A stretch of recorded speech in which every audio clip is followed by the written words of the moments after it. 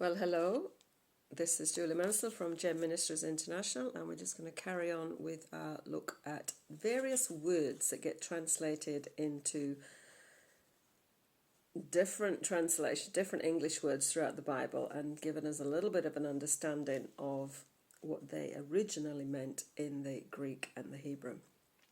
So the next word we're going to look at is the word ge, G-E, ge.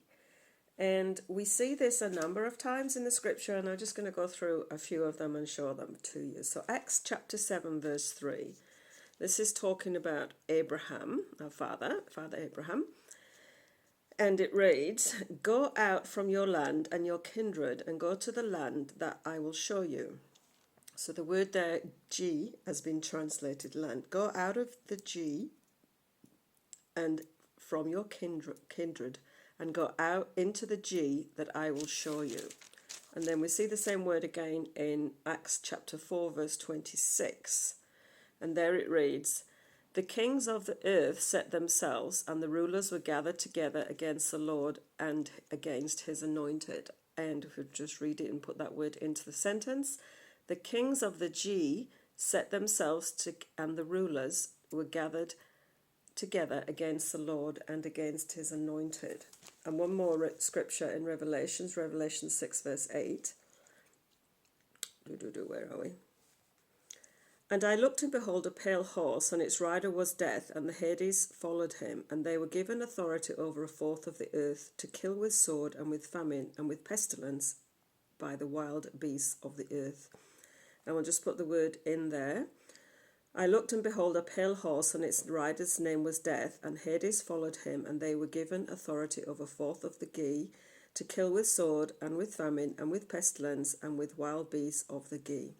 So this word Ge or G, it actually means a physical ground, or the physical earth that we stand on, as opposed to heaven, the heavens, the heavenly realm. And more commonly, it means a country that's enclosed with fixed boundaries. So if we put that into context, when we read some of these scriptures where we read the word world, earth, land, we actually need to sit and have a think and say, is this word Ge, which means actually a land with physical borders, not the whole earth? So in that scripture in Revelation, many will say that at some point there's going to be an angel of death come along and kill a third of all the people that dwell on the earth.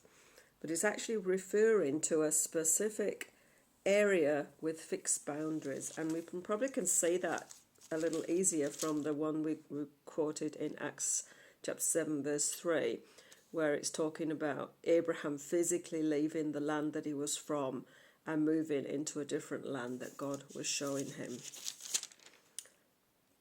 And the king in Acts chapter 4 verse 26, the kings of the land, it's not the kings of all the earth at that point, because all the earth hadn't been discovered when Acts was being written. It was the kings of the land. And this is a quote as well, so it was even earlier, when less of the earth and the world had been discovered. So that's the word G or Ge, G-E, and just a little bit of information about what that word actually means. This is Julie Mansell from Gem Ministries International. Bless you heaps.